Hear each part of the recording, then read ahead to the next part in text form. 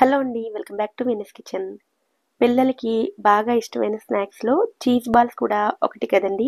కానీ cheese balls చేయాలంటే బంగాళదుంపలను ఉడికించుకోవాలి, మైదాను ఉపయోగించాలి, బ్రెడ్ క్రమ్స్ కావాలి, అలాగే డీప్ ఫ్రై కూడా చేయాలి. అయితే ఇవేమీ లేకుండా ఇంట్లో అందుబాటులో ఉండే బొంబాయి రవ్వతోటి హెల్తీగా చీజ్ బాల్స్ని ఎలా ప్రిపేర్ చేసుకోవచ్చో ఈరోజు వీడియోలో చూపించబోతున్నానండి. వీడియోను చివరి వరకు చూసి మీకు నచ్చినట్లయితే ఒక లైక్ చేసి తప్పకుండా ఈ రెసిపీని మీరు కూడా ట్రై చేయండి. ఈ చీజ్ బాల్స్ని ప్రిపేర్ చేయడం కోసం ముందుగా ఒక బౌల్లోకి 1 కప్పు వరకు బొంబాయి రవ్వను వేసుకోవాలి. ఈ చీజ్ బాల్స్లోకి బైండింగ్ కోసం అలాగే క్రిస్పీగా రావడం కోసం ఇందులోకి 2-3 టేబుల్ స్పూన్ల బియ్యం పిండిని వేసుకోవాలి. అలాగే సన్నగా తురిమిన 1 టీ స్పూన్ వరకు అల్లం, సన్నగా తరిగిన పచ్చిమిర్చి ముక్కలు, చిన్న ముక్కలుగా కట్ చేసుకున్న క్యాప్సికమ్ ముక్కలు, అలాగే సన్నగా తురిమిన క్యారెట్ని కూడా వేసుకోండి. అలాగే ఒక పావు కప్పు వరకు స్వీట్ కార్న్ కూడా తీసుకోండి. స్వీట్ కార్న్ ఇలా డైరెక్ట్గా వేయకుండా కొద్దిగా క్రష్ చేసి వేసుకోండి.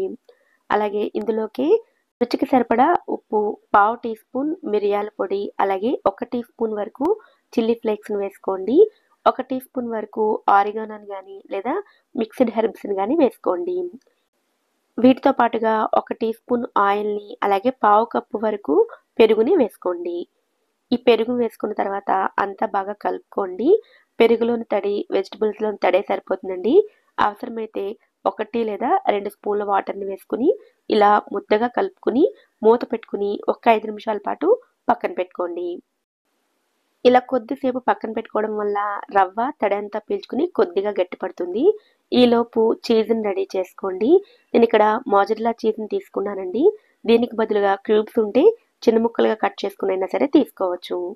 ఇప్పుడు 5 నిమిషాల పాటు పక్కన పెట్టుకున్న పిండిని తీసుకోండి. పిండిని కలపవలసిన అవసరం లేదు. ఒక స్పూన్ తీసుకుని స్పూన్ సహాయంతో కొద్దిగా పిండిని తీసుకోండి. ఇలా స్పూన్తో తీసుకోవడం వల్ల అన్నీ కూడా ఒకే సైజులోకి వస్తాయి.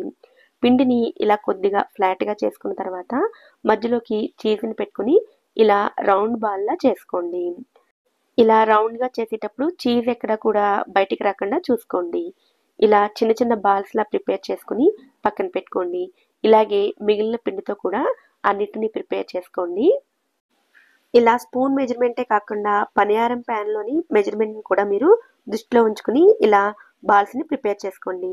ఇప్పుడు వీటిని ఫ్రై చేసుకుందాం. స్టవ్ మీద పనియారం ప్యాన్ని వేడి చేసుకుని అందులోకి ఆయిల్ని వేసుకోండి.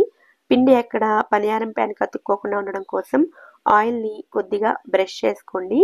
తర్వాత ముందుగా రెడీ చేసుకున్న బాల్స్ని పనియారం ప్యాన్లో వేసుకుని మంటను లో ఫ్లేమ్లో పెట్టుకుని మాత్రమే ఫ్రై చేసుకోండి. మనం వేసుకున్న వెజిటబుల్స్ అన్నీ చక్కగా ఉడకాలన్నా లోపల చీజ్ కూడా బాగా మెల్ట్ అవ్వాలన్నా మంటను లో ఫ్లేమ్లో పెట్టుకుని మాత్రమే ఫ్రై చేసుకోండి. ఇలా ఒకవైపు ఫ్రై అయిన తర్వాత ఫ్లిప్ చేసుకుని రెండో వైపు కూడా ఫ్రై చేసుకుని తీసుకోండి. ఈ చీజ్ బాల్స్ని రవ్వతో ప్రిపేర్ చేసాం కాబట్టి అసలు ఏమాత్రం ఆయిల్ పీల్చవండి. ఆయిల్ని ఒక్కసారి వేసుకుంటే సరిపోతుంది. 2-3 బ్యాచ్ల వరకు ఇదే ఆయిల్తో ఫ్రై చేసుకోవచ్చు. ఇలాగే మిగిలిన బాల్స్ని కూడా ప్రిపేర్ చేసుకుని తీసుకోండి. ఇలా ప్రిపేర్ చేసిన ఈ చీజ్ బాల్స్ని టమాటా కెచప్తో సర్వ్ చేసుకున్నట్లయితే చాలా చాలా రుచిగా ఉంటాయి. బ్రెడ్ క్రమ్స్తో చీజ్ బాల్స్ చేయాలంటే చాలా ప్రాసెస్ ఉంటుంది కదండి. అలాగే డీప్ ఫ్రై కూడా చేయాలి. ఇలా అయితే హెల్తీగా రవ్వతో ప్రిపేర్ చేసుకోవచ్చు. అలాగే డీప్ ఫ్రై చేయాల్సిన అవసరం కూడా ఉండదు. ఇలా ప్రిపేర్ చేసిన ఈ చీజ్ బాల్స్ని చల్లారిన తర్వాత కంటే వేడివేడిగా సర్వ్ చేసుకున్నట్లయితే చీజ్ ఇలా చక్కగా మెల్ట్ అయ్యి చాలా రుచిగా ఉంటాయి. మరి ఎంతో సింపుల్గా అయిపోయే రవ్వతో చేసే ఈ చీజ్ బాల్స్ని మీరు కూడా తప్పకుండా ట్రై చేయండి. ఈ వీడియో కనుక మీకు నచ్చినట్లయితే వీడియోని తప్పకుండా లైక్ చేసి ఛానల్ని కూడా సబ్స్క్రైబ్ చేసుకోండి. నోటిఫికేషన్స్ మిస్ అవ్వకుండా ఉండడం కోసం పక్కనే ఉండే బెల్ ఐకాన్ని కూడా యాక్టివేట్ చేసుకోండి. Thank you so much for watching.